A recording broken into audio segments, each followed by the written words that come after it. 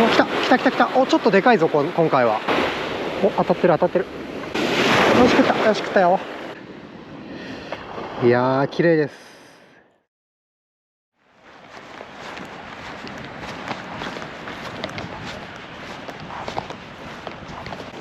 おはようございます。釣り車中泊旅中のたくあんです。東北釣り旅2025、今回はですね多分第3回になると思います。で現在地はですね前回と同じく福島県で、今日はサーフにやってきてます。で今日ね何の釣りしようかなと思って、またヒラメとかマゴチ狙おうかなとも思ったんですが、今日はねちょっとこのアジングタックルを使って小物釣りをですねサーフでやってみようかなと思います。今日は小物釣りなので、タックルはこのサーフに似つかわしくないアジングタックルをね使います。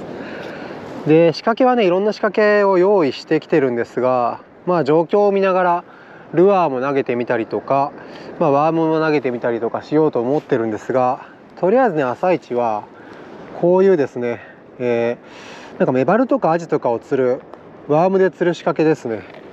こういうものを組み合わせて、重りとこういうスイベルとこのちっちゃい針を組み合わせてやってみようと思います。で夏の砂浜といえばシロギスなので、これね、青磯目とかこういう虫餌を買ってきましたんで、まずはこれを餌にねやってみようかなと思います。今日はシロギスを釣って天ぷらと日本酒かビールで一杯といきたいところだな。たまにはのんびり小物釣りもいいでしょうということで、じゃあやってみましょう。あんまり飛ばない。飛距離はねせいぜい30メーターってところです。30メーターも飛んでないかな。本当はねアジングロッドももうちょっと長いやつの方がサーフでやるならいいんですが、これしか持ってないのでこれでやってみます。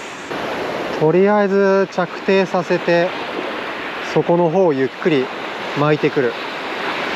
でたまにこうやって動かしてあげて、遠くの魚にもアピールするみたいな感じでやっていこうかな。普通シロギス釣りってもっと強い道具で連投してやるんですけど、僕はこのあえて近距離で軽い仕掛けでやって、シロギスとかねその小物の引きを強く感じながら釣るっていうのが好きなので、あえてこの釣りをやってるっていう感じです。多分波打ち際でも釣れると思うので、こういう道具でも釣れるのかどうかっていう検証も含めて今日はねやってみてる感じです。シロギスなんかは特にこう群れで行動してる魚だし、いればそんなに釣るの難しくないと思うんで、群れを探してどんどん移動しながらやっていきましょ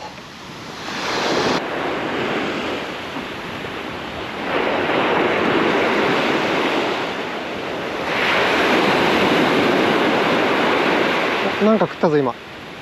お、釣れた。来た来た来た来た来た。なんか来たよ。なんか来ましたが、何でしょうか。はい、フグちゃんでした。はい、毎度おなじみ餌取り代表フグちゃんですね。このフグはクサフグじゃなくてコモンフグかショウサイフグだと思います。フグも毒がなかったらな喜んで食べるんだけど。さあ波打ち際には近距離にはフグしかいないのか。いやーシロギス寄ってくると思うけどな。ここなんか結構水深があるから全然寄ってくると思うんだけどな。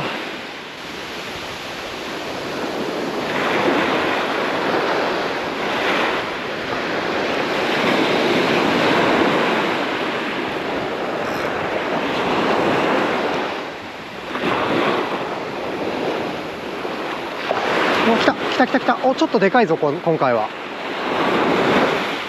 なんだ。お、来たんじゃないですかこれは。やりましたー。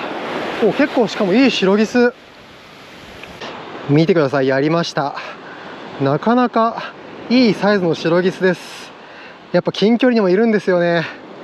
このシロギスなんかあれですね、傷ついてますね。これ多分ヒラメかなんかにこう食われて逃れたんでしょうね。今回このちょっと大きい青磯目と、あと砂利目、イシゴカイってやつを買ってきたんですけど、なんか白ゲシ釣るにはこのイシゴカイの方が細くて小さくてなんか食いがいいみたいですね。今のもこのイシゴカイで食ってきました。さあさあ、美味しい白ギスを車上食堂のためにもうちょっと釣りますよ。最低でも5匹ぐらいはあると嬉しいですね。いやー、今の白ギスいい日だったな。これやっぱ大きいタックルでやると、投げ汁のタックルでやるとこうブルブルしか感じれなかったりするから、それがなんかこの釣りの良さかな。ほんと頑張って投げても 30m ぐらいしか飛ばないけど、やっぱこの近距離でも全然いますね。というかなんだろうな、この波打ち際って波がザーって当たるとこう、あ、来た、なんか来たよ、また来たよ、あ、外れた。そう、今ね言いかけたんですけど、この波打ち側ってこう波がザーって当たると砂がこう舞うじゃないですか。でやっぱ砂の中にいるそういう小さい餌というか虫とかがやっぱこうかき出されるから、餌取るにはやっぱこう波打ち際の方が魚からするといい気はするんですよね。で遠投仕様の道具だとやっぱなんか手前の方はさーっと回収しちゃうことが多そうなので、意外と手前は魚残ってるんじゃないかなって、まあそんないろんなことを考えながらやってます。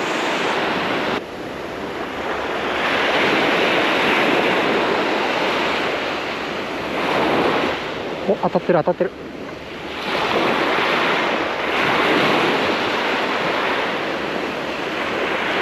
結構その波打ち際でも当たりますね。まあフグかもしれないけれど、手前まで気を抜かずに攻めた方が良さそうだ。まあ、今日はこれ波が割と穏やかだから成立するんであって、波が強い時とかはあれだろうな、そこ着底が分からなくて難しいだろうな。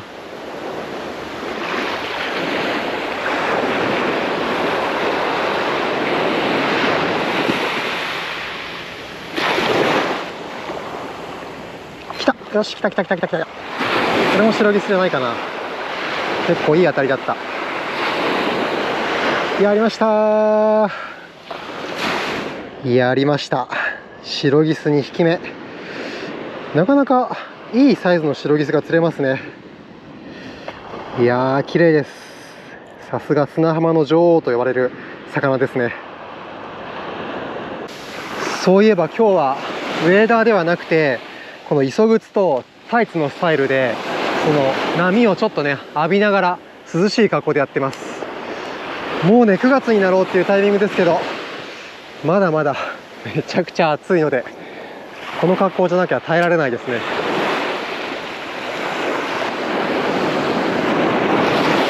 白ギスに効く動かし方とかあるのかな。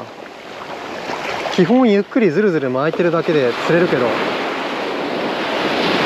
例えばくるっと巻いて止めて、くるっと巻いて止めてとか、こういう速い動きの方が食い込みが良くなったりするかな。まあいろいろ試してみましょう。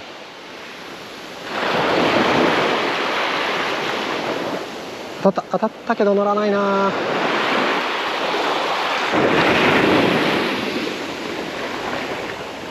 食った。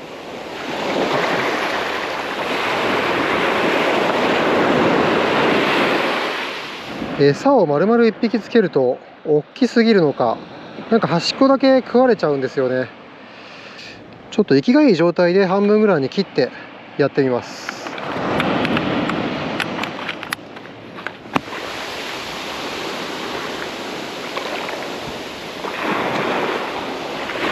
あ、来た来た。あー、外れた。結構当たるんだよな。だから白ギスがたくさん、ちっちゃいのだろうけどたくさん寄ってるんでしょうね。だとしたらこの近距離にそれだけ寄ってるんだったら、ヒラメとかマゴチとかそういう白ギスを捕食する魚も寄ってきそうだけどな。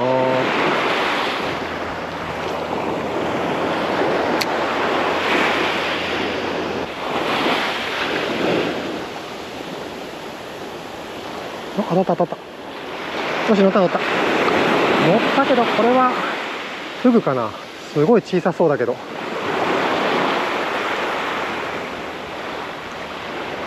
あ、シロギスだ。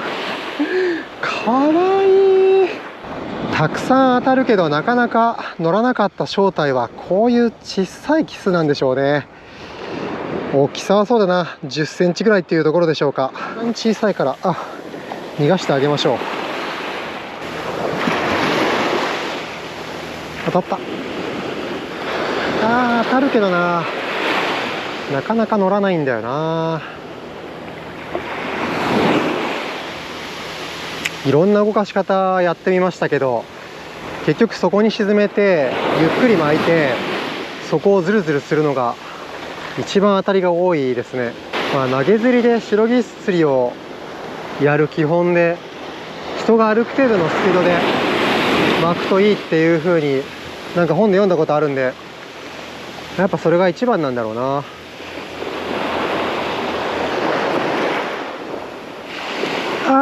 今いい当たりだったな。今のはシロギスだ。シロギスってなんだろう、結構ね泳ぐんでスパッと餌を吸って走っていくような当たりだから、結構大きいんですよね、当たりが。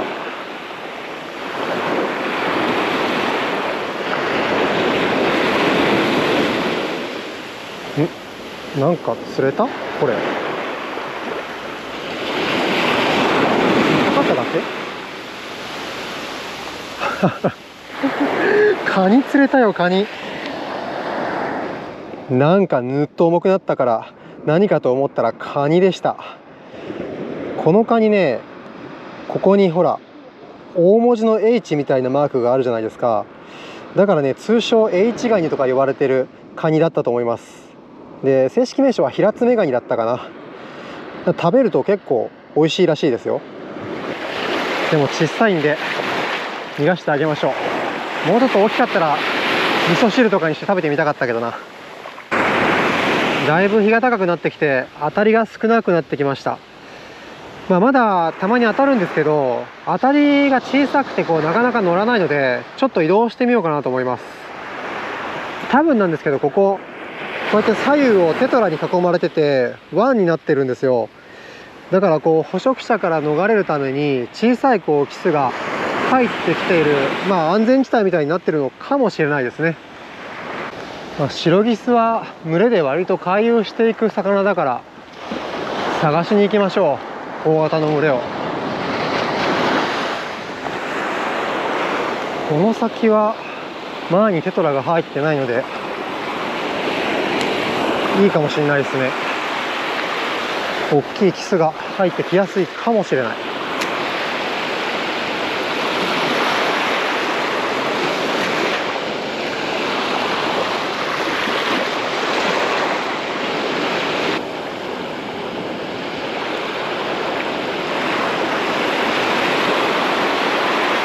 来た来た来た来た来た来た来た来た来たよ。これはシロギスじゃないかな。ほら、やりました、シロギス。ほら、綺麗なシロギス。サイズも割といいですね。移動してきたらすぐ釣れました。ここはもしかしたらサイズのいいキスが溜まってるかもしれないですね。やりました。いいですね。この小さいけど着々と食料を確保してってる感じが小物釣りの好きなところです。これ手前に波打ち際にシロギスいない？これシロギスじゃないのかな。まさかの手前にミエギスがいますね。食ってる食ってる食ってる。食うな。結構食ってくんな。ミエギス釣り面白いかも。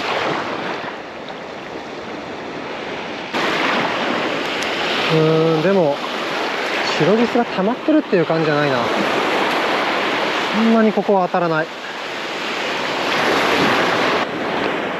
さあ、どんどんシロギスを求めて僕も回遊しようと思います。さあ次はこんなところなんてどうでしょうか。こういうテトラ帯とか岩場に波が当たると、そういうところに隠れてた小さな虫とかが波に流されて、それが多分餌になると思うんですよ。だからこういうところは魚がつきやすいと思うので、それはシロギスも同じはず。さあやってみましょう。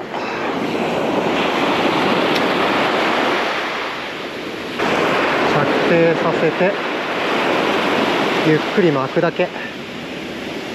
手軽でいいですね。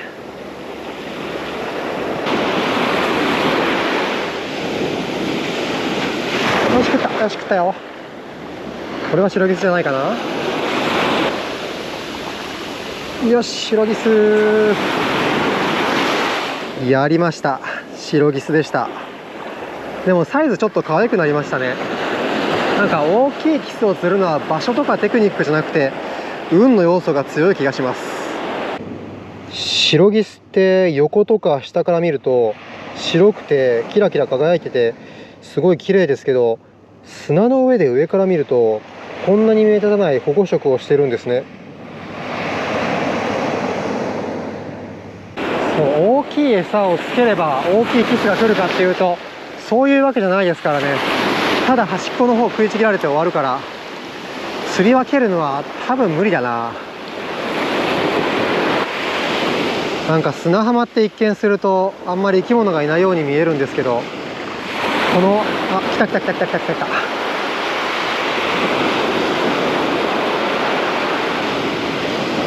これ釣れてんのか。かわいい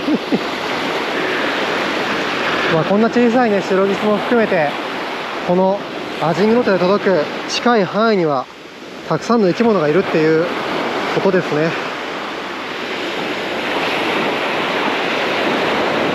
食った食った食った食ったよ。食ってる食ってる。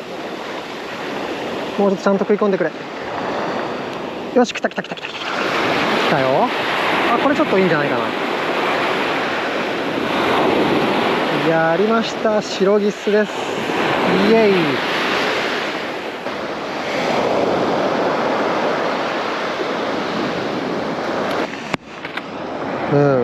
動かし方とか何よりも、もう新鮮な餌にすぐ付け替えてあげるっていうのが一番良さそうですね。こんな感じでね、食いちぎられて頭だけになったやつでまだ餌残ってるからそのままやったらいいじゃんってやってると、本当に当たりが少なくなります。テトラポットの際というか、水が流れ出してる沖側ですかね。狙ってみましょう。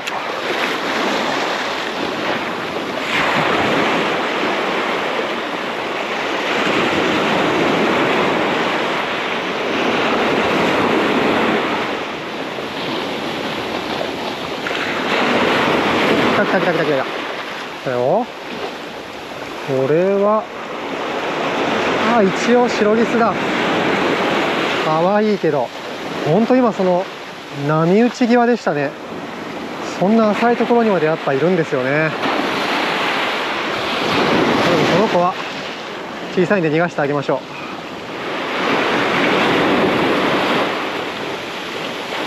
う。お、来た来た来た来た来た。この波打ち際魚いっぱい溜まってますね。ただ全部かなり小さい。この子も10センチあるかないかぐらいですね。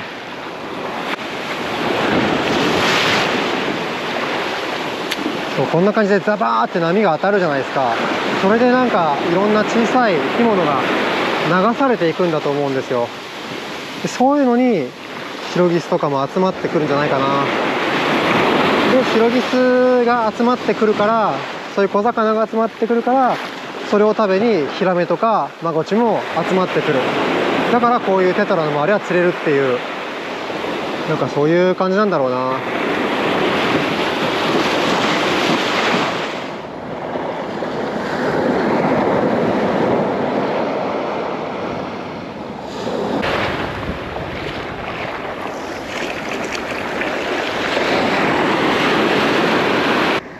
なんかさっき長い投げ竿で遠投して投げ釣りでシロギスを狙ってたおじちゃんと話してたんですけど、そのおじちゃん朝からしかも2人でやって1匹もシロギス釣れなかったんですって。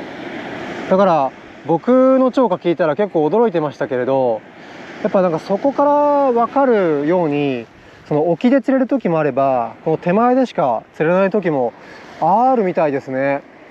でも投げ釣りだとその沖も狙えるし手前も狙えるから絶対釣り負けると思ってたんですけど、そのおじちゃん曰くなんか投げ竿、あんな重い投げ竿で手前だけを攻めるっていうのは結構しんどいらしくて、そういう意味ではたまにはこういうルアータックルとかライトなタックルで、ちょい投げしてやった方が釣れる時もあるんですね。ちょっと勉強になりました。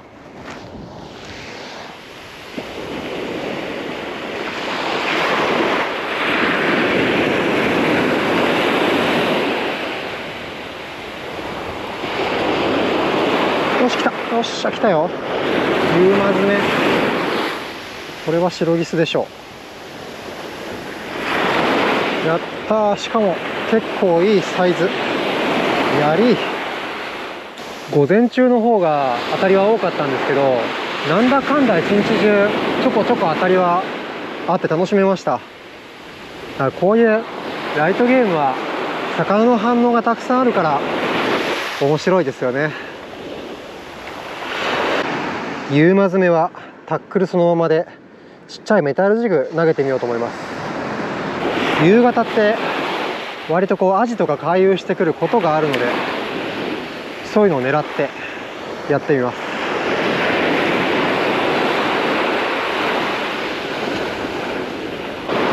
あと底の方を攻めてれば、活性がめちゃくちゃ高ければシロギスも釣れる時ありますけどね。それはなかなか狙って釣れるようなもんじゃないから難しいと思いますが、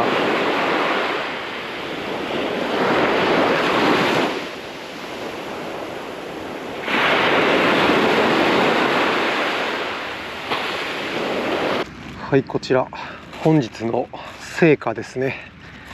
ここにいるのは7匹なんですけど、ほんと小さいのは全部逃がしたので、釣れた総数でいうとそうだな、15匹ぐらい多分釣れたと思います。で一番大きいキスのサイズは20センチギリギリないぐらいですね。 19.5 とかでしょうか。シロギスのサイズとしてはなかなか立派なサイズなんじゃないでしょうか。さあどうやって食べようか悩みますね。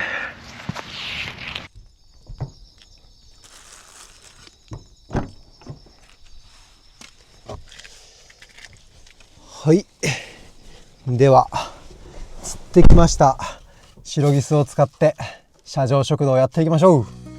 最初はね天ぷら作ろうかなって思ったんですけれども、天ぷらはねもうキスの天ぷらは美味しいの分かってるんで、今回はね別の料理を作ってみようと思います。というわけでさばいていきましょう。シロギスの鱗は薄くて透明感があって綺麗ですね。そしてシロギスのいいところはこう柔らかくて大きい鱗なんで、鱗がすごく取りやすいっていうところもいいところですね。ではエラと内臓を取り除きます。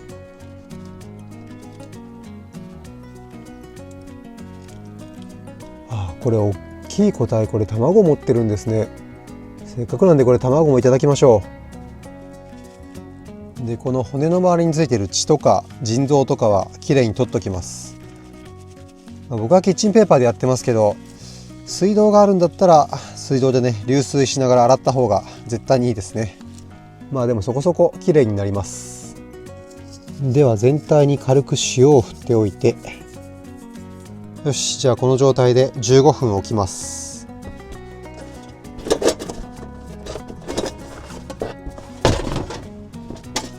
15分経ちましたら水気が出てくるので、それを拭き取りまして、じゃあこの2番目に大きいやつ、これは塩焼きで食べたいので串に刺しましょ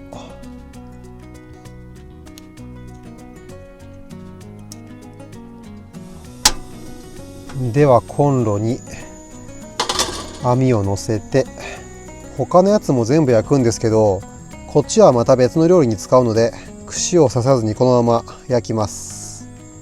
いや、やっぱもう一本塩焼きで食べよう。2匹ぐらい食べたいな。ということで途中からですけど、もう1匹串を打ちました。卵もこんな感じで串に刺して炙っていきましょう。卵はひっつきそうだから浮かせたい。おお、いい感じ。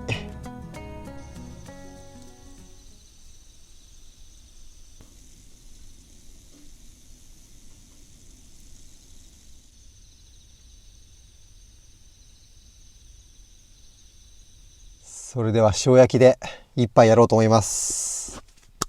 いただきます。最近塩焼きで飲むのにハマってるんですよね。美味しそ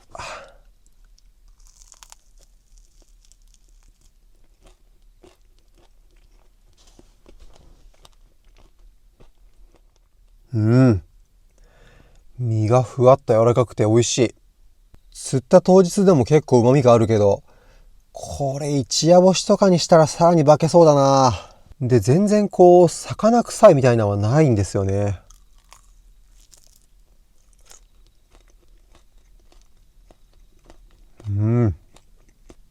さあ本日もこちらの視聴者さんから差し入れいただいた日本酒いただきましょう。福島県のね、会津若松の会津中将っていう日本酒です。クーラーの中でキンキンに冷やしておきました。うまそう。乾杯。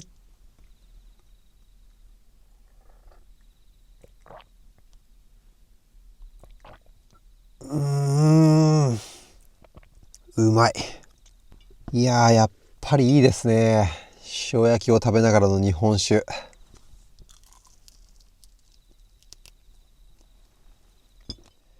じゃあ続いてはこちら行ってみましょうか。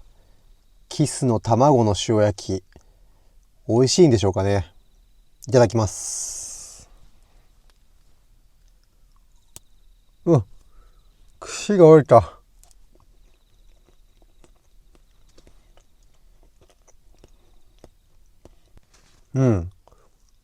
まあ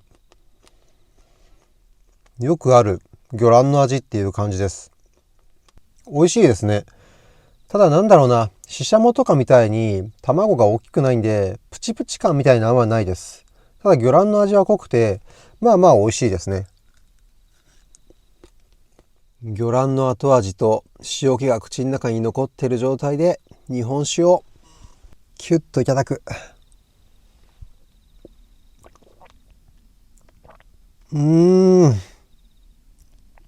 いいなぁ。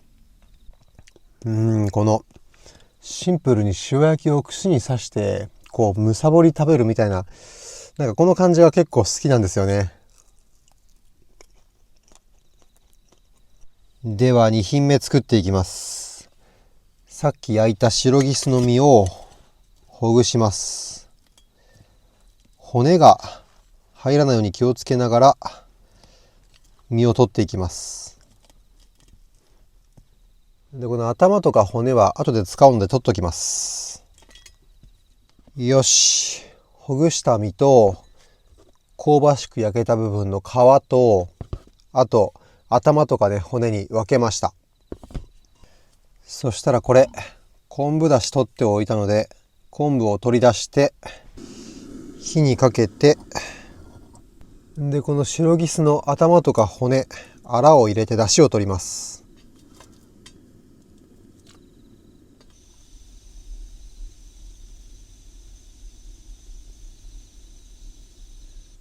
よし、10分ぐらい煮込んだら火を止めて冷ましておきます。じゃあさっきほぐした白ギスの身にすりごまをたっぷり入れる。そして味噌を加えて、で魚の身を潰すようにしながらこねていきます。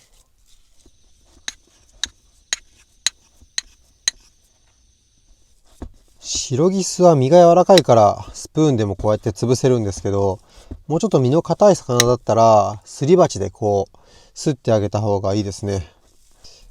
よし、こんな感じでまとまってきましたら、じゃあフライパンに乗せて、こうやってひとまとめにして貼り付けて、で焼きます。こんな感じで香ばしく焦げ目をつけてあげます。そしたらさっきの出汁をこしながら入れていく。で溶かしてあげて、でこれをクーラーボックスの中で冷まします。じゃあその間にきゅうり、大葉を刻む。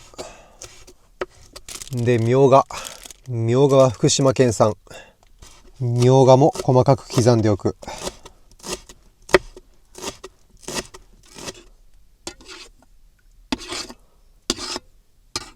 じゃあここにきゅうりもみょうがも入れてしまう。でこれは木綿豆腐ですね。木綿豆腐もちぎって入れる。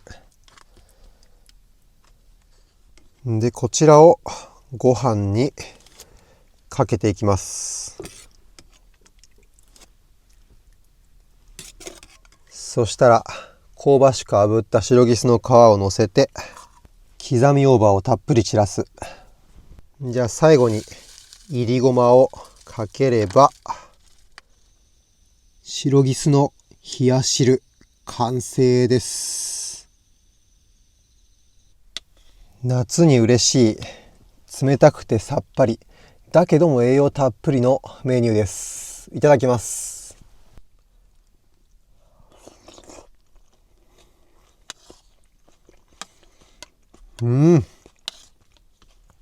うまい。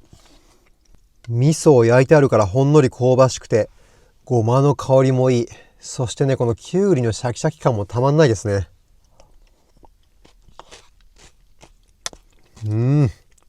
で、白ギスの旨味も効いてるわ。で、そこに時々豆腐の甘みがやってきて、大葉の爽やかな香りもやってきて、すべての食材が調和してる感じで、すごい美味しいです。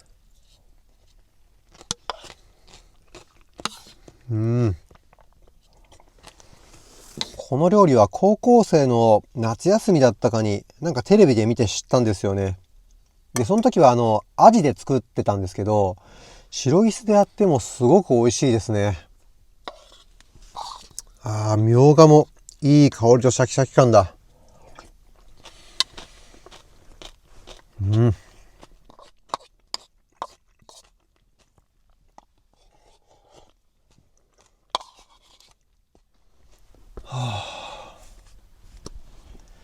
ごちそうさまでした。今日作った料理はアジでやると美味しいんですけど、今回白ギスでやっても美味しかったし、肉質の割と近いカマスなんかでやっても美味しそうですね。この動画が公開される頃は9月に入ってると思うんですけど、多分まだまだ暑いと思うので、このね、暑さを乗り切れる料理、皆さんもよかったら作ってみてください。では、今日はこの辺で失礼します。バイバイ。